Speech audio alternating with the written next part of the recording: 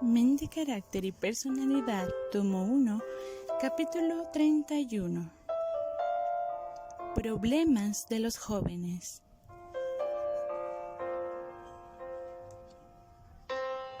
Subtítulo: Los jóvenes son receptivos y tienen esperanzas. El Señor pide que los jóvenes y señoritas entren en su servicio. Los jóvenes son receptivos, fuertes, ardientes y esperanzados. Una vez que hayan gustado la bendición del sacrificio propio, no estarán satisfechos a menos que estén aprendiendo constantemente del Gran Maestro. El Señor abrirá caminos ante los que quieran responder a su llamado. Subtítulo: Los jóvenes deben elegir el destino de su vida. Cada joven determina la historia de su vida por los pensamientos y sentimientos acariciados en sus primeros años. Los hábitos correctos, virtuosos y viriles formados en la juventud se convertirán en parte del carácter y por regla general se señalarán el curso del individuo por toda la vida. Los jóvenes pueden convertirse en depravados o virtuosos a elección propia. Tanto pueden llegar a distinguirse por hechos dignos y nobles, como por ser grandes crímenes y maldad. Subtítulo: La enseñanza que produce debilidad mental y moral.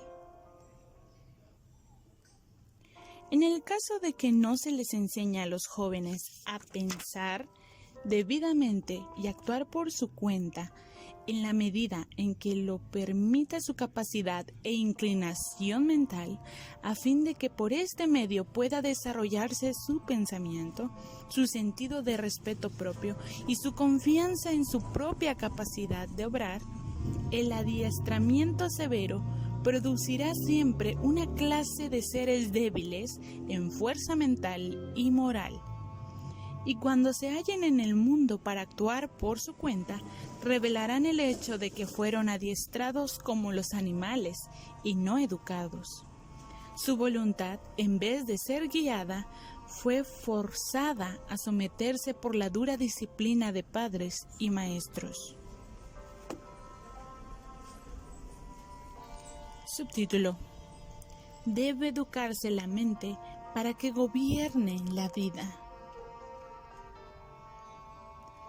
Los niños tienen una voluntad inteligente que debe ser dirigida para que controle todas sus facultades.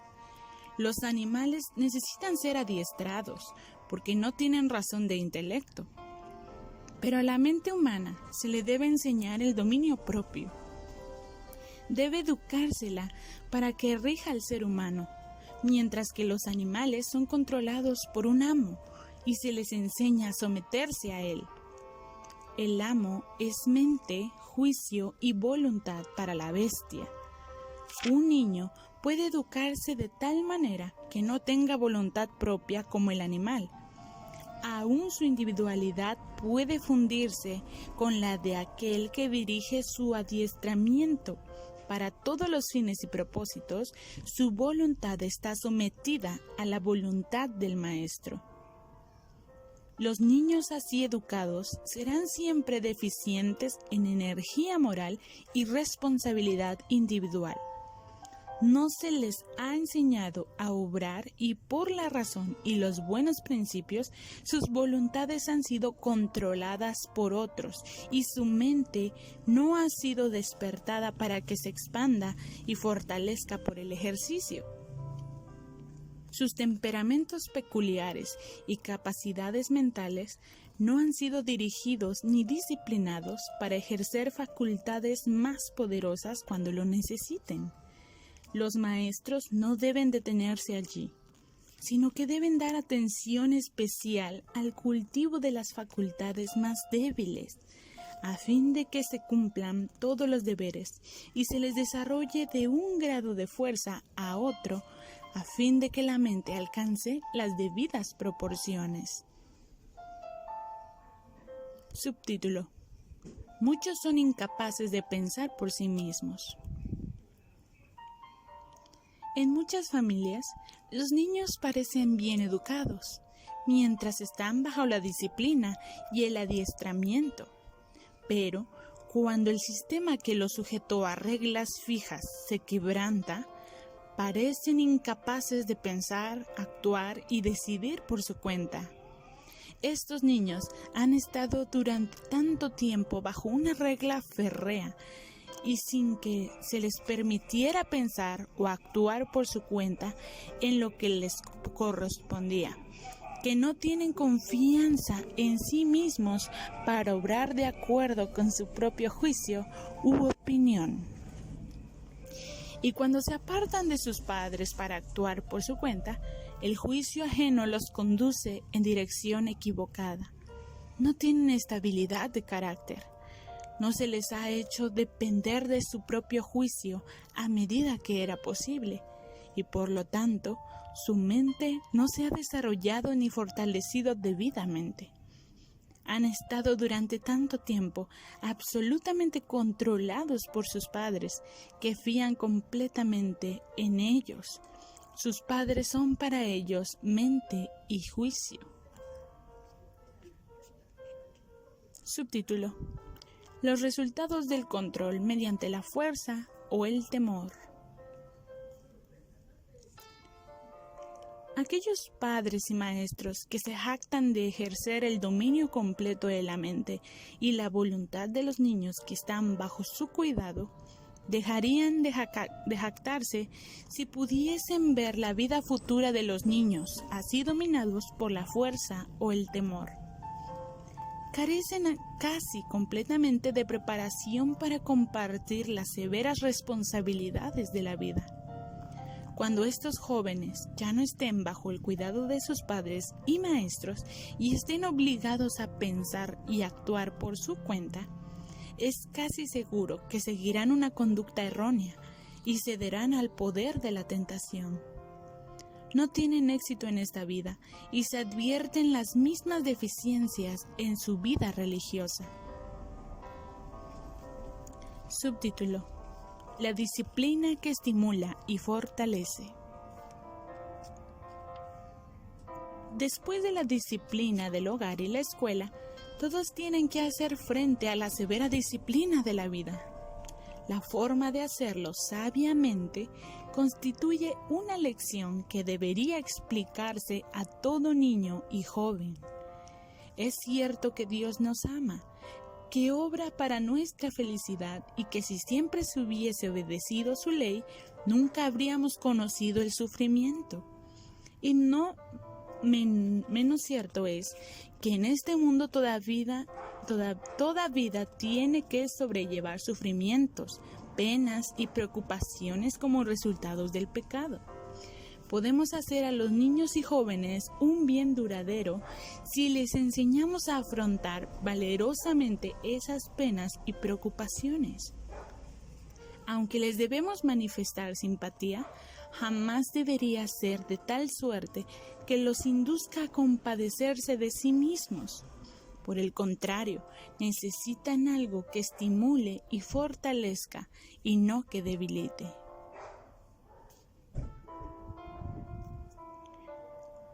Subtítulo: La reacción a las reglas rigurosas.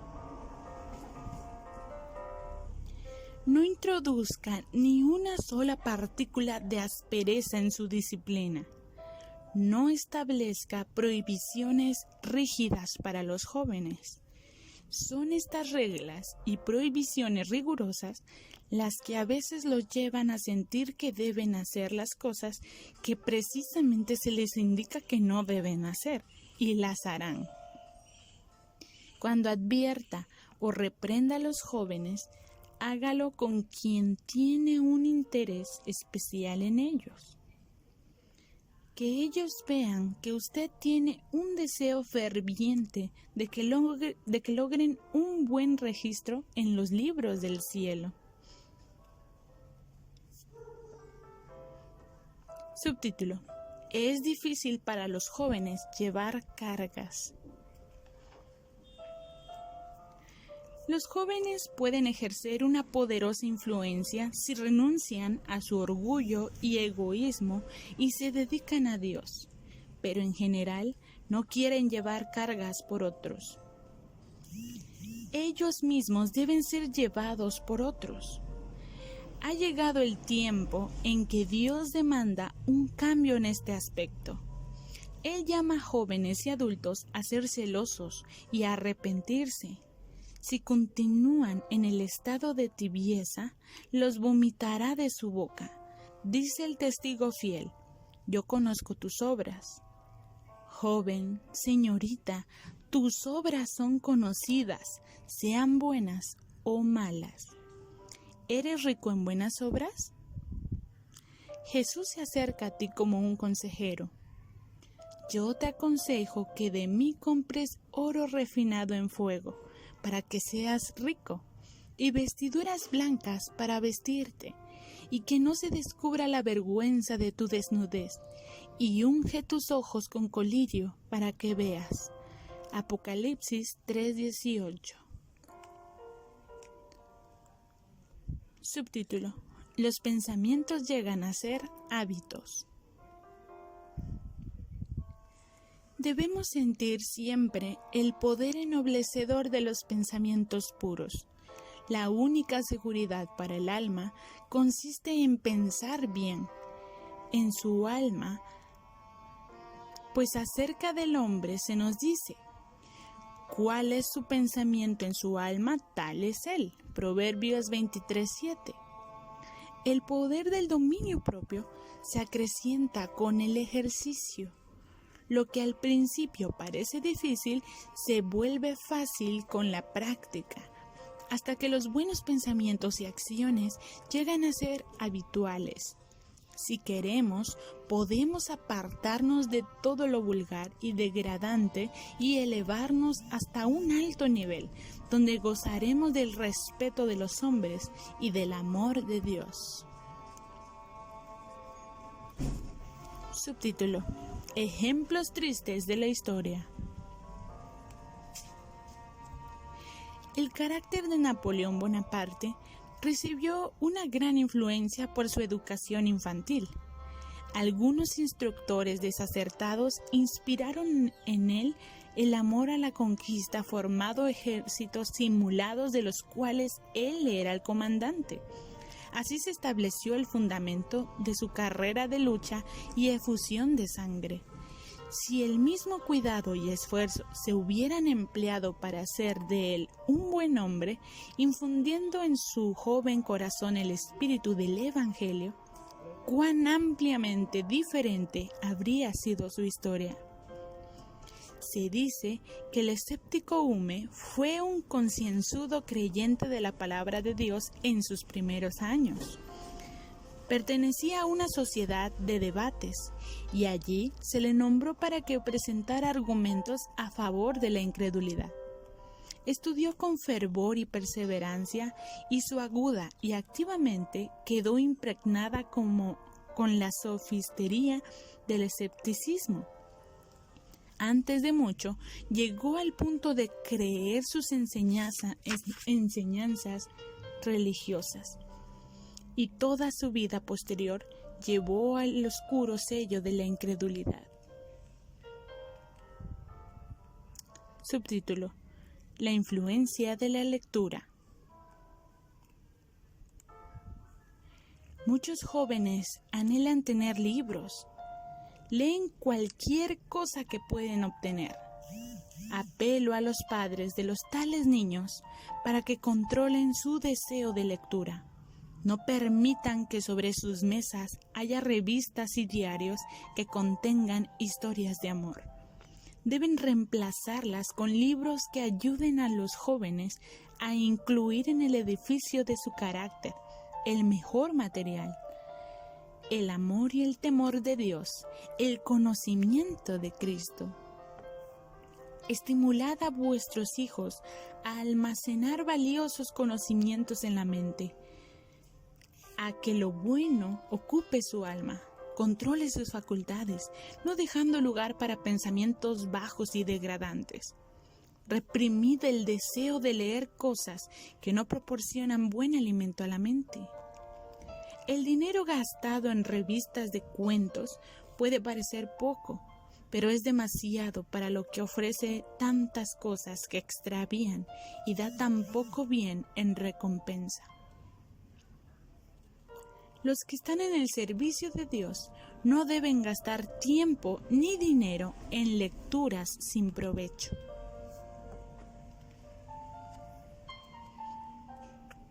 Subtítulo: La mente se iguala a las cosas que contempla. El entendimiento se iguala a las cosas con las cuales se familiariza. Si todos hicieran de la Biblia su estudio, veríamos a las personas más desarrolladas, capaces de pensar con mayor profundidad y que mostrarían un mayor grado de inteligencia que la que les podría proporcionar meramente el estudio más esforzado de las ciencias y las historias del mundo. La Biblia da al investigador sincero una disciplina mental avanzada y sale de la contemplación de las cosas divinas con sus facultades enriquecidas. El yo es humillado, mientras Dios y su verdad revelada son exaltados.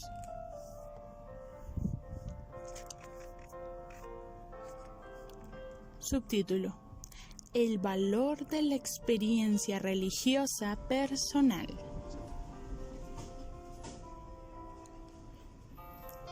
Dios debería ser el objeto más elevado de nuestros pensamientos. Meditar en Él y conversar con Él eleva el alma y aviva los afectos. El descuido de la meditación y la oración resultará seguramente en la declinación de los intereses religiosos.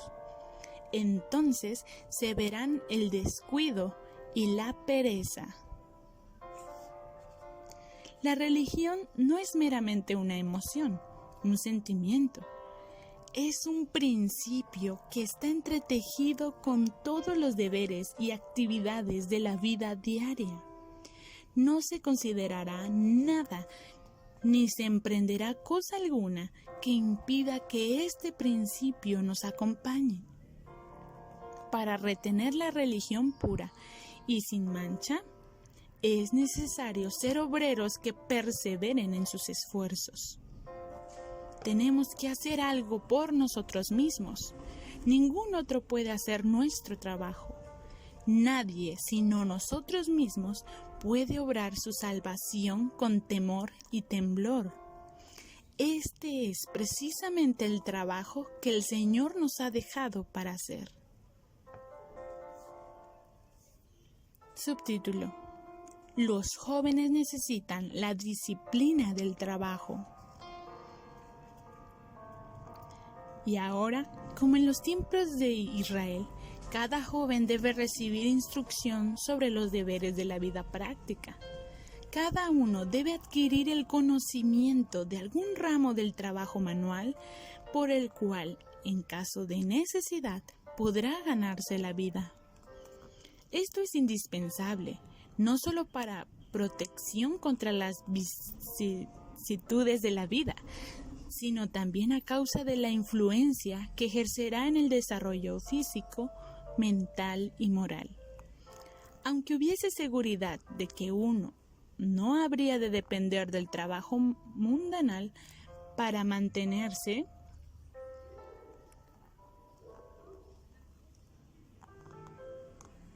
debería, sin embargo, aprender a trabajar.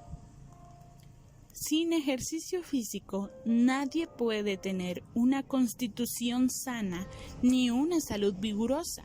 Y la disciplina del trabajo bien regulado no es menos esencial para desarrollar una inteligencia fuerte y activa y un carácter noble.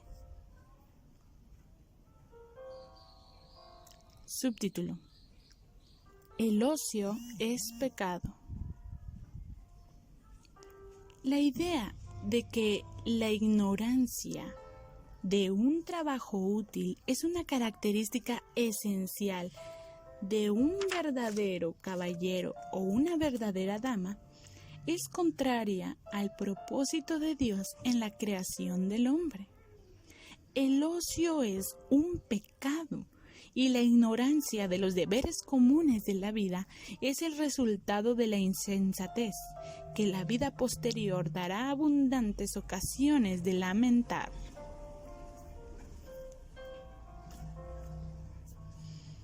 Subtítulo: No debe descuidarse la educación en los deberes domésticos. En la infancia y la juventud deben combinarse la educación práctica y la literaria. Se debe enseñar a los niños a tomar parte en los deberes domésticos. Debe instruírseles acerca de cómo ayudar a sus padres en las cosas pequeñas que pueden hacer. Su mente debe aprender a pensar y deben ejercitar su memoria para recordar el trabajo que se les haya asignado. Y al adquirir hábitos que los hagan útiles en el hogar, se están educando en los deberes prácticos apropiados a su edad. Si a los niños se les imparte la debida preparación en el hogar, no se les encontrará en las calles asimilando la educación azarosa que muchos reciben. Los padres que aman a sus hijos de una manera sensata no les permitirán desarrollarse con hábitos de pereza y en la ignorancia de cómo se realizan los deberes domésticos. Subtítulo: Lo que cada mujer debería saber.